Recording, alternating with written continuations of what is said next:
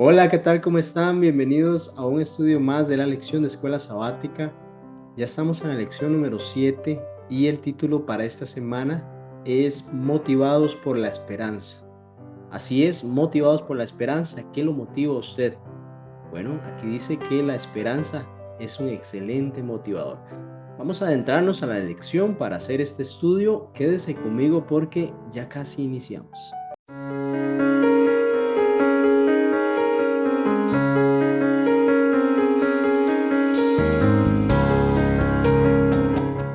Ya estamos de regreso, muchas gracias por continuar conmigo. Vamos a iniciar con una oración. Padre Santo, Señor, gracias te damos por esta nueva oportunidad. Rogamos tu bendición, tu perdón y tu Santo Espíritu para discernir lo que tienes para nosotros en esta oportunidad. En el nombre de Jesús, amén. Vamos a repasar el texto a memorizar. Lo vamos a encontrar en Isaías capítulo 25 y versículo 9. Y dice así la palabra del Señor. En ese día se dirá, en un día en específico, en ese día se dirá, este es nuestro Dios, lo hemos esperado y Él nos salvará. Este es el Señor a quien hemos esperado, nos gozaremos y nos alegraremos en su salvación. Note que el pueblo está en espera de que este día venga, de que este día se presente Dios mismo para salvarlos de pues la persecución que trae Satanás contra los descendientes de la simiente, contra la iglesia que está siendo perseguida. Bueno, aquí nos menciona que el pueblo de Dios va a ser salvado y que además se va a gozar en esa salvación, se va a alegrar en esa salvación. Así que la Biblia, la palabra de Dios, en muchas ocasiones hace referencia a la segunda venida de Jesús. Esto es uno de los temas centrales de las Escrituras. Podemos mencionar que en las Sagradas Escrituras, eruditos le han estudiado y han calculado que por lo menos hay 1845 referencias o menciones a lo que es esta segunda venida de Cristo. Ahora, en el Antiguo Testamento, interesante, porque no había venido Cristo en persona en el Antiguo Testamento y aún así hablaba acerca del día de Jehová, el día grande y temible, también le mencionan algunos profetas. Bueno, eso se menciona en el Antiguo Testamento. Y también podemos mencionar que 260 capítulos del Nuevo Testamento, en 260 de ellos hay más de trescientas referencias al regreso de Cristo. Podemos entonces más o menos decir que es una de cada 25, de 25 versículos, esto lo menciona. ¿Bien? Y como venimos estudiando también la historia, vemos cómo después de la reforma, que se suscitó en Europa, pues allí hubieron algunos problemas, algunas divisiones entre los mismos hermanos y eso obstaculizó el avance en ciertas partes de Europa. Sin embargo, esto a su vez permitió que la reforma protestante echara nuevas raíces ahora en el Nuevo Mundo.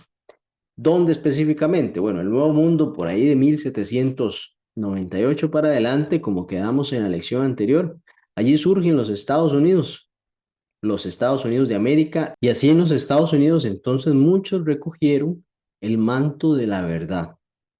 Venían de ser perseguidos por querer creer en la Biblia. Así que, o en lo que dice la Biblia. Así que cuando fundaron los Estados Unidos, básicamente uno de los pilares de esta nación es la libertad religiosa. Y esa libertad religiosa, el poder ellos prosperar sin ser perseguidos por lo que creían, teniendo una libertad de conciencia, les permitió ser una nación próspera. De hecho, si usted se va a la historia, las naciones protestantes han sido naciones prósperas porque dentro de sus pilares en la constitución política de esa nación está la libertad religiosa. Y con esto, algunos hombres tuvieron acceso a las escrituras. Uno de ellos fue William Miller, era un hombre bautista. Él estudió profundamente la palabra del Señor, llegó a la conclusión después de estudio minucioso, versículo por versículo, de que Cristo iba a regresar pero en su tiempo, muy pronto, allí donde él, en esa época de la historia, él creía, según lo que identificó ahí en la palabra, que Cristo iba a regresar muy pronto. Así que él predicó junto con otras personas este mensaje y con ello, pues, inició un movimiento que, aunque enfrentó una desilusión muy grande, pues ellos decían que Cristo iba a llegar en una fecha específica y eso no sucedió, suscitó una desilusión grande en sus corazones. Aunque esto sucedió, también abrió muchas puertas acerca de verdades bíblicas que todavía para el día de hoy son relevantes. De hecho, ese momento de la historia en que sucedió esa desilusión o ese chasco, eso estaba inclusive profetizado en la palabra del Señor. Y a partir de allí, muchas otras verdades se dieron a conocer que hoy abrazamos también como parte distintiva del pueblo de la iglesia adventista, en el cual, pues, después de allí, trajo estas verdades como enseñanzas. Esta lección, apreciados amigos, hermanos, vamos a examinar por qué este evento, la segunda venida de Cristo, ha llenado de alegría el corazón de los creyentes a lo largo de los siglos. Es decir, eso era algo esperanzador, eso motivaba a las personas, poder ver a Cristo venir por segunda vez. Y entonces así, también usted y yo unirnos a esa esperanza y recibir a Cristo en este gran acontecimiento. También como hemos venido haciendo, estudiamos el conflicto de los siglos. En esta oportunidad serían los capítulos 18 al 21.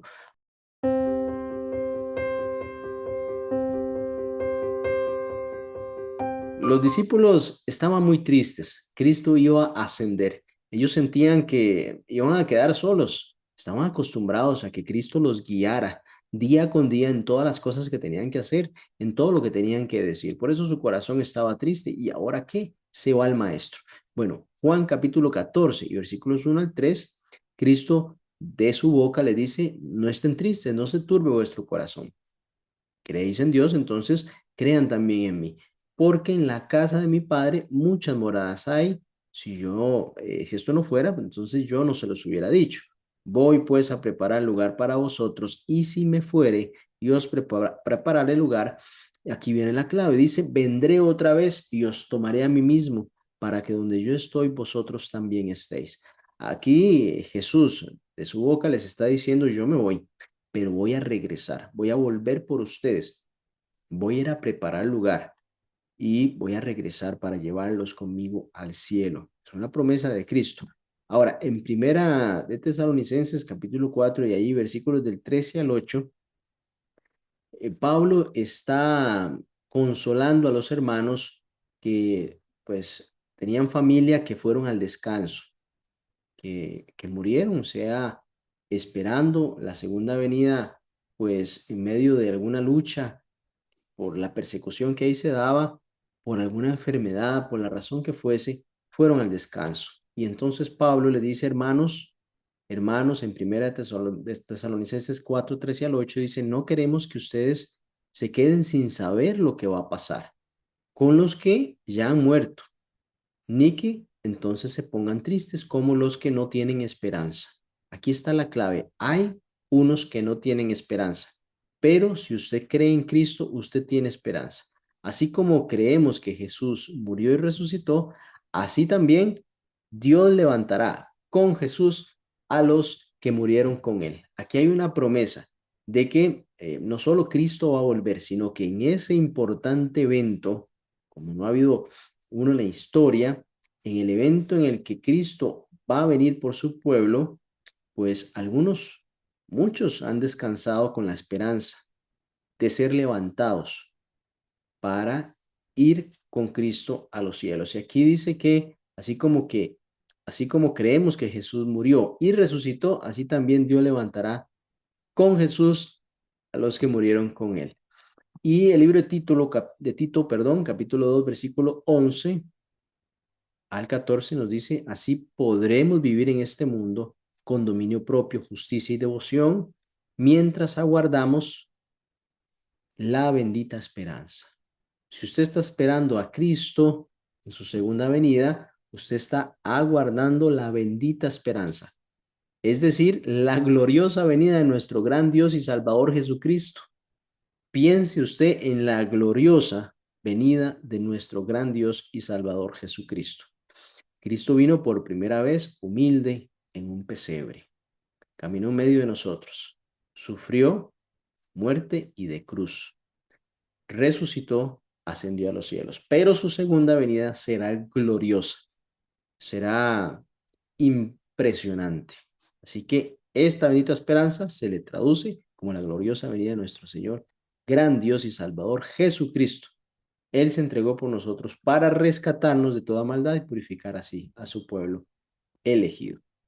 Bien, esta misma esperanza que Cristo de su boca les dijo a los discípulos, eran lo que muchos peregrinos, por ejemplo, algunos que partieron a Holanda hacia el Nuevo Mundo, eso anhelaban la venida de Jesús. Estos peregrinos que de Holanda se fueron hacia los Estados Unidos y también de Inglaterra, de muchos otros lados de Irlanda, pues avanzaron hacia esa conquista, ese nuevo mundo. Entonces, para ellos, la segunda venida, así como lo dijo Tito, era un acontecimiento glorioso, pero también lleno de gozo. Era un acontecimiento que iba a terminar con el sufrimiento de no solo ellos en su vida diaria, sino también de todas las personas en el planeta. Y así, por ejemplo, Juan Wycliffe anhelaba la segunda venida de Cristo como la esperanza de la iglesia. También otro hombre importante, Calvino, hablaba en nombre de todos esos reformadores y se refería como el glorioso regreso de Cristo, como, por ejemplo, textualmente decía, como el más auspicioso de todos los acontecimientos. Y voy a leer El conflicto de los siglos, página 304. Dice, la venida del Señor ha sido en todo tiempo la esperanza de sus verdaderos seguidores.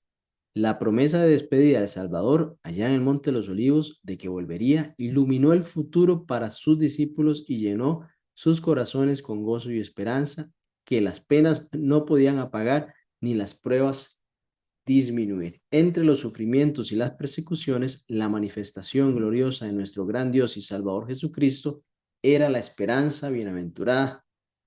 Así, cuando los cristianos de Tesalónica, agobiados por el dolor, enterraban a sus amados que habían esperado vivir hasta ser testigos de la venida del Señor, entonces Pablo, su maestro, les recordaba la resurrección que se verificaría cuando viniese el Salvador. Bueno, aquí continúa el texto, pero lo importante es que esas palabras que mencionó Cristo a sus discípulos, regresaré, volveré, han pues calado durante todas esas generaciones y muchos han ido al descanso, aún en medio de sufrimiento, pensando en que Cristo va a volver. Es una certeza, es parte de esa creencia de fe, saber que Cristo va a volver porque Él lo dijo y su palabra no cambia, su palabra se cumple y si Él lo dijo, pues entonces eso va a ser una realidad para todos los que esperamos y amamos la segunda venida.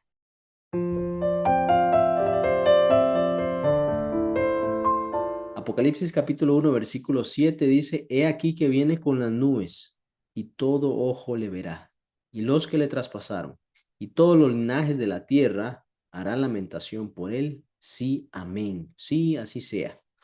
Viene con las nubes. Las nubes son los ángeles que van a acompañar a Cristo. Cristo no va a tocar la tierra, sino que sus ángeles van a recoger la mies, van a recoger al pueblo de Dios, van a separar las ovejas de los cabritos. Y entonces dice que cuando eso va a suceder, todo ojo le verá, cuando Él venga con sus santos ángeles. Y los que le traspasaron, es decir, aquellas personas que le decían a Cristo en la cruz, si tú eres el Hijo de Dios, sálvate a ti mismo y bájate de allí. Y entonces nosotros vamos a creer, le decíamos, bueno, esos hombres que pues ya murieron hace ya más de 2000 años, ellos van a resucitar solo para ver ese evento y Cristo en su gloria les va a consumir. Y todos los linajes de la tierra van a hacer lamentación por él. También Hechos capítulo 1 versículo 9 al 11, Cristo asciende a los cielos el día número 40 después de su resurrección y dice, los apóstoles vieron cómo entonces era llevado al cielo y ya no volvieron a verlo. Mientras tanto, los hombres se aparecieron junto a los apóstoles. Dos hombres estaban vestidos con ropas muy blancas, pero los apóstoles no los vieron porque estaban mirando al cielo. Entonces aquellos dos les dijeron, hombres de Galilea, ¿qué hacen aquí mirando al cielo? Acaban de ver que Jesús fue llevado al cielo, pero así como se ha ido, un día volverá. Quiere decir que esa ascensión de Cristo era la primera parte, pues así como Él se fue con las nubes de los cielos, así también Él va a regresar con las nubes, que serían los ángeles que le van a acompañar. Bien, también, bueno, en Mateo capítulo 24, versículo 27 al 30 dice, porque como el relámpago que sale del oriente y se muestra hasta el occidente, así también será la venida del Hijo del Hombre. Usted ve un relámpago y eso alumbra, eso hasta encandila. Y así va a venir Cristo de un lado hacia el otro, sale del oriente y se muestra hasta el occidente. Muchos reformadores, los que venían estudiando la palabra, creían esto en el regreso literal, visible, audible y glorioso de Cristo. Pero algunos, con algunas creencias diferentes, malinterpretaron o dieron una interpretación diferente de esta verdad bíblica. Por ejemplo, enseñaban que Cristo vendría para establecer su reino, pero aquí en la tierra. No vendría y se quedaría en el aire y mandaría a sus ángeles a, a traer a los hijos de Dios, a su pueblo, sino que Él reinaría aquí en la tierra y también pasaría 1000 años de paz. Esto parece bonito, pero en realidad no es así como lo enseña la palabra. Trae elementos que pues coinciden, pero la forma en la que se enseñaba no era la forma en la que la palabra de Dios lo menciona. Entonces aquí también vemos cómo los discípulos malinterpretaron cuando Cristo estaba con ellos en que ese reino era un reino político y no era un reino espiritual que venía a cambiar corazones. Los discípulos les costó mucho entender esto también. Cristo vino, como mencionamos anteriormente, primero en un pesebre humilde. Pocos lo notaron, realmente fue así, pocos lo notaron, pero en su segunda venida dice que todo ojo le verá. Glorioso, en majestad vendrá nuestro Señor y Salvador. Todo oído, perdón, también escuchará el toque de esa trompeta, esa final trompeta en la que Cristo será anunciado. Cada ser humano en la tierra va a contemplar esa gloria. Vamos a leer Conflicto de los Siglos, página 301. Dice, una de las verdades más solemnes y gloriosas reveladas en la Biblia es de la segunda venida de Cristo para contemplar la gran obra de la redención. Es decir, allí va a completarse la obra de la redención. Al pueblo peregrino de Dios, que por tanto tiempo hubo de morar en esta región de sombra y muerte, les es dada una valiosa esperanza inspiradora de la alegría con la promesa de la venida del ser que es la resurrección y la vida para hacer volver a su pueblo desterrado a casa. Entonces, esta doctrina del segundo advenimiento es verdaderamente la nota tónica de las Sagradas Escrituras. Todo cristiano espera la segunda venida de Cristo, visible, audible, como un relámpago, todo ojo le verá, inclusive aquellos que le traspasaron. ¿Cómo nos animan estos versículos, mis hermanos, a usted y a mí, en cuanto a cómo vendrá Cristo? ¿Le anima a usted que todo ojo le verá? ¿Le anima a que es como un relámpago de un lado hacia el otro, de un extremo de la tierra al otro? ¿Le anima a usted esto? Piense en estos versículos.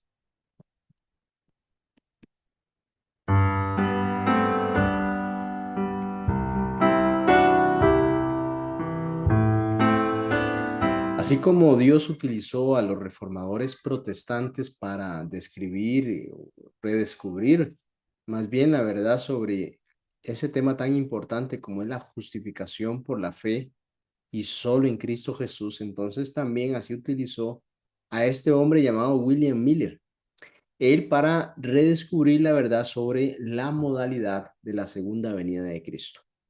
William dedicó importante tiempo de su vida para ir estudiando reglón tras reglón lo que la palabra de Dios decía. No avanzaba hacia el siguiente texto si él no tenía claro, siendo la misma Biblia la que se explicaba lo que allí tenía que decir. Entonces este hombre con su cuaderno, su pluma, de aquel entonces comenzó leyendo a partir de Génesis y iba avanzando versículo tras versículo bajo algunos principios interesantes. Por ejemplo, en Isaías 28:9, de hecho es el principio para estudiar la Biblia, dice: ¿a quién se enseñará ciencia?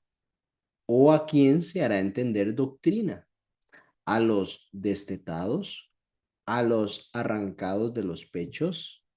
Y versículo 10 dice: porque mandamiento tras mandamiento, mandato sobre mandato, renglón tras renglón, línea sobre línea, un poquito allá y otro poquito allá.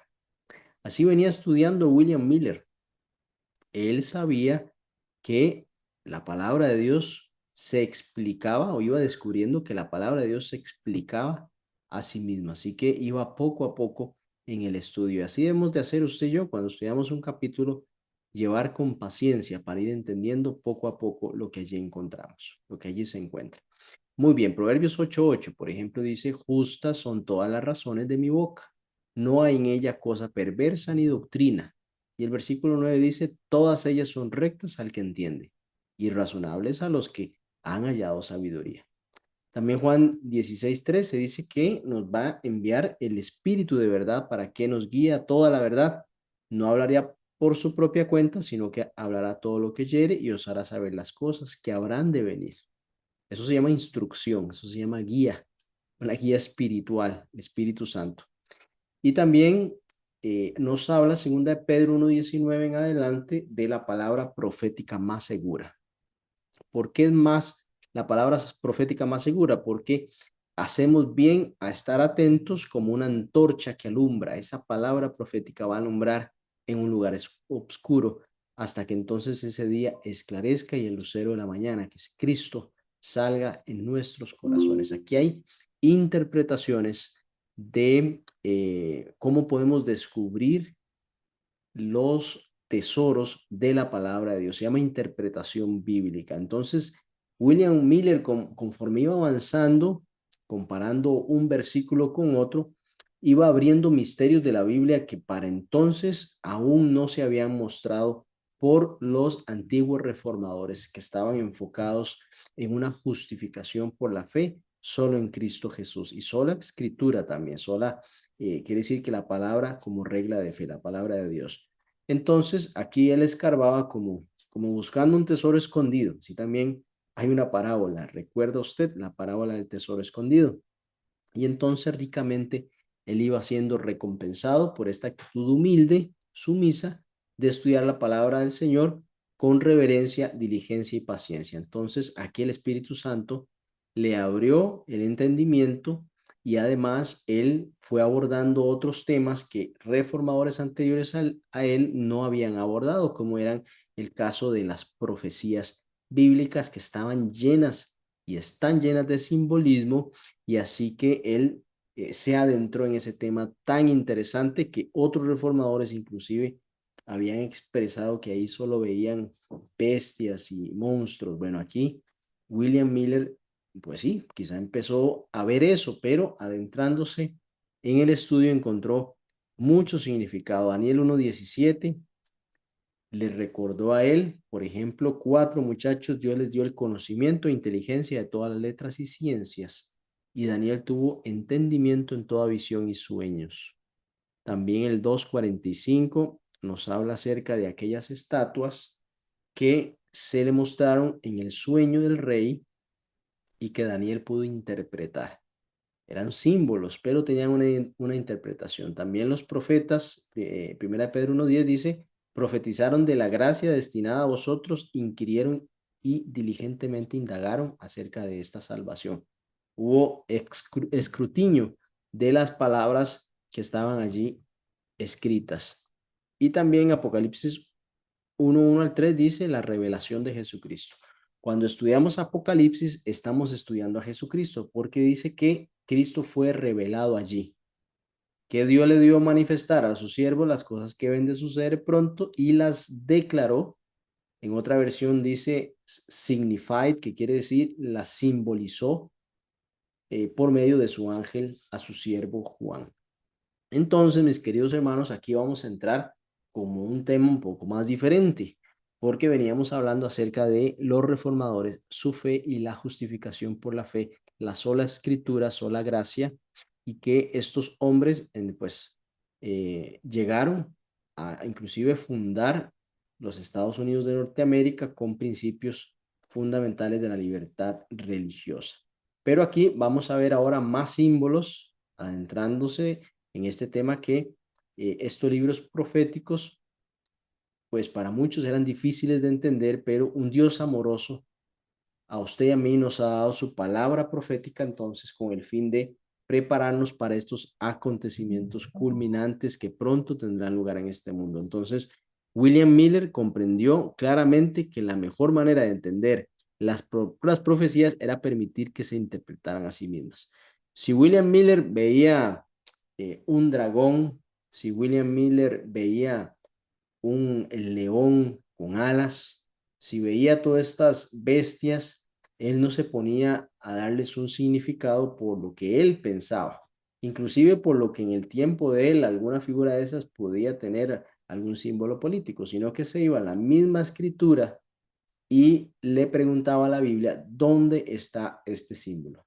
Así, por ejemplo, llegaba a la conclusión que las bestias representaban reyes o reinos, que el viento, por ejemplo, significaba destrucción y que el agua representaba así los pueblos o muchedumbres que estaban airadas, como esas aguas que cuando usted las mira, las olas son fuertes y generan estruendo. Bueno, así también muchedumbres que normalmente están en contra del pueblo de Dios.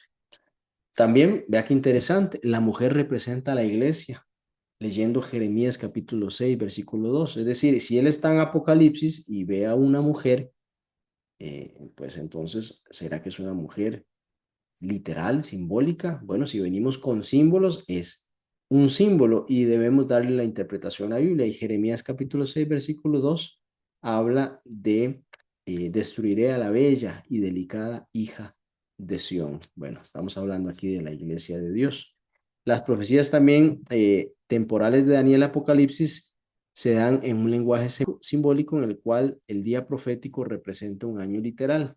Esa es la forma de decir un día en un contexto profético va a significar un año literal, eso bajo principios como números 14:34 o Ezequiel 4:36. Así pues, cuando William Miller aplicó estos principios de interpretación bíblica, quedó sorprendido por el descubrimiento. La lección entonces nos hace la siguiente pregunta: ¿por qué cree usted que es importante para nuestra fe entender correctamente el simbolismo profético? No solo los símbolos, sino también los tiempos, el tiempo profético, el tiempo de estudio de forma historicista. ¿Por qué cree usted que eso es importante?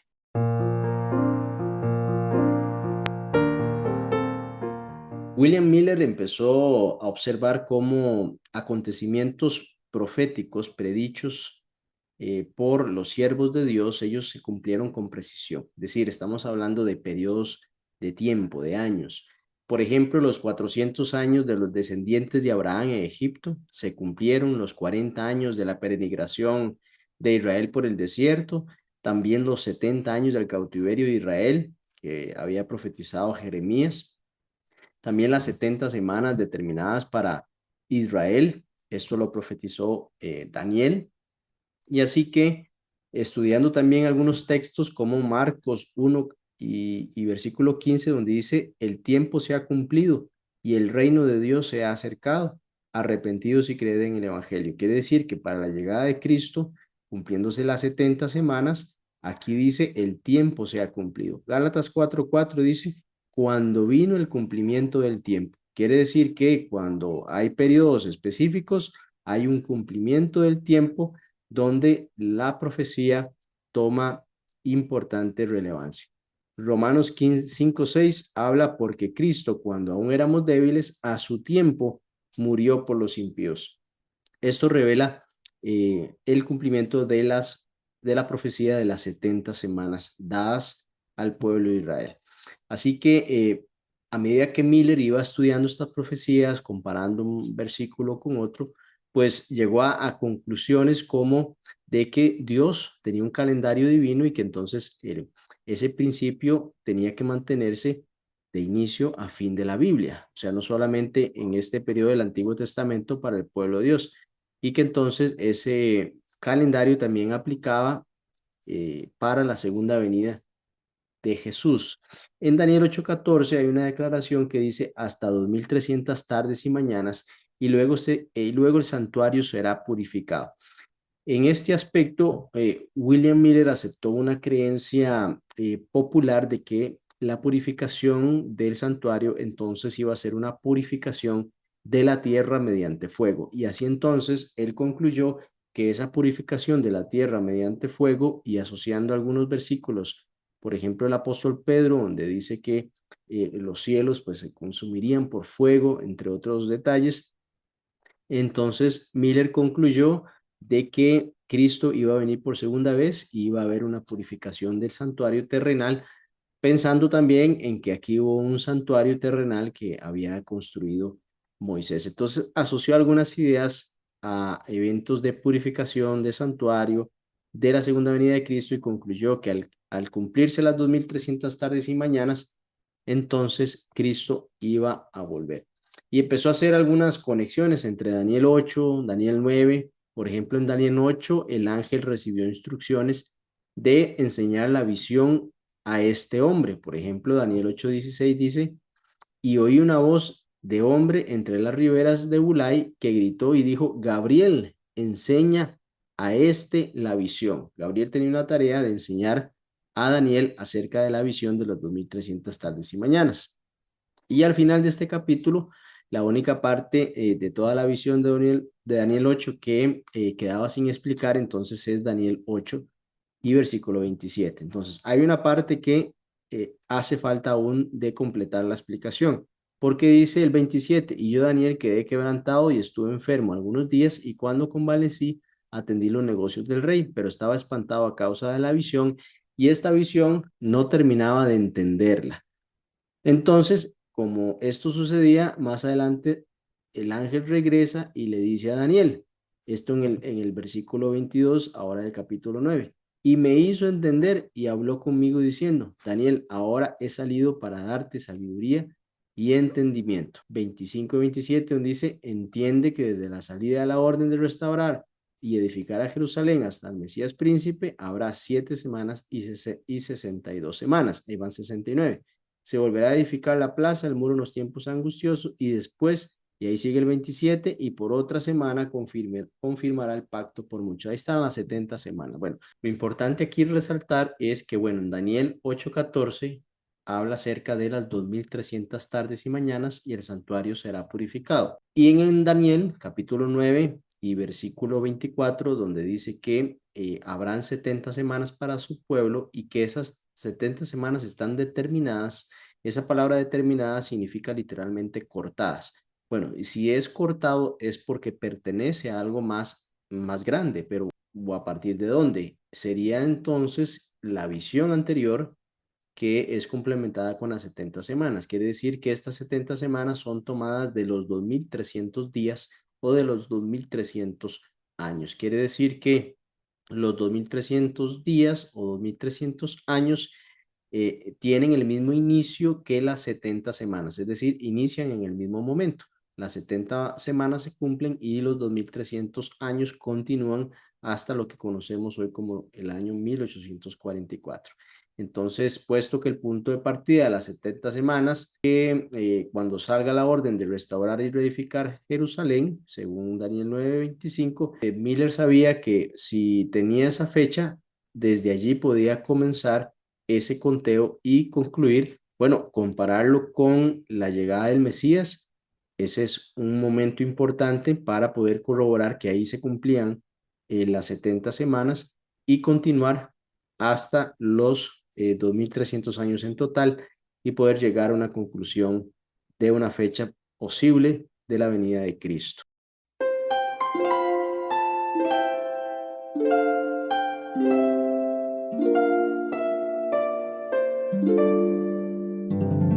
Bien, recuerda usted que había un decreto que debía de promulgarse para así iniciar un periodo profético de los 2300 tardes y mañanas, pero también el de las 70 semanas. Inician al mismo tiempo. Así que en Esdras capítulo 7, versículos 7 al 13, encontramos cuando se promulgó este último decreto. Pues este fue emitido por el rey Artajerjes, rey de Persia, en el año 457. Este fue un último decreto de 3, por eso hay que ser detallista en el momento de ir leyendo allí los decretos. Cuando se decreta este último, es en el año 457, para que los judíos regresaran a reconstruir Jerusalén y así entonces restaurar los servicios de adoración al templo que habían sido interrumpidos. Entonces, este tercer decreto fue el más completo y realmente marcó un comienzo de no solo esa salida de los judíos, pero también de la profecía de los 2300 tardes y mañanas, días o bien en periodo profético años. Así que entonces recordemos, Daniel 9, 25 y 26 nos habla acerca de que dice y entiende que desde la salida de la orden para restaurar y edificar Jerusalén, entonces habrán 7 semanas y 62 semanas, ahí 69. Se va a volver a edificar la plaza del muro de los tiempos angustiosos. Hasta el Mesías iban a transcurrir 69 semanas proféticas o 483 días, o pues años literales, ¿verdad? Y también podemos decir que este decreto se expidió en el año 457, 483 años se extienden hasta el otoño 27 después de Cristo. Y aquí donde dice la palabra Mesías significa ungido. Ahí Cristo fue bautizado en el año 27 después de Cristo. Recibió la unción del Espíritu Santo según Hechos capítulo 10 y versículo 38. Y recuerda usted también cuando Cristo fue bautizado por Juan el Bautista y desciende el Espíritu Santo y el Padre dice, este es mi Hijo amado en el que tengo contentamiento. Muy bien, así que en la primavera del 31 después de Cristo, a mediados de esa última semana profética, 3 años y medio después de su bautismo, Jesús fue crucificado. Y entonces en la primavera del 31 después de Cristo, a mediados de esa última semana profética, 3 años y medio después de su bautismo, Cristo fue crucificado. Y el sistema de ofrendas que se señalaba hacia el Cordero de Dios, ese terminó con el sacrificio de Cristo en el Calvario. Y aquí entonces el tipo se encuentra con el antitipo. Todos esos sacrificios de los corderos apuntaban a Cristo. Y aquí finalmente se cumple con esta ofrenda perfecta que es la sangre, la vida de nuestro Señor Jesús. Y en Daniel 9:27 es donde terminan las 70 semanas, porque por otra semana confirmará el pacto con muchos, a la mitad de la semana hará cesar el sacrificio y la ofrenda, y después con la muchedumbre las abominaciones vendrá el desolador hasta que venga la consumación y lo que está determinado se derrame sobre el consolador. Entonces, las 70 semanas o 490 años, especialmente asignadas a los judíos, terminaron el 34 después de Cristo con el rechazo del mensaje evangélico por parte del Sanedrín. Aquí vemos la figura de Esteban, que fue martirizado, fue apedreado, y así que se hace el cumplimiento completo de las 70 semanas, pero los 2300 años todavía continuaban. Porque si le restamos 490 años de la profecía de 2300 años, quedan todavía 1810 años para la conclusión de esta profecía que terminó en el año 1844 después de Cristo. Aquí William Miller y los primeros adventistas creyeron que el santuario de Daniel 8:14 era la tierra. Y entonces supusieron que Cristo vendría a purificar la tierra con su segunda venida con fuego.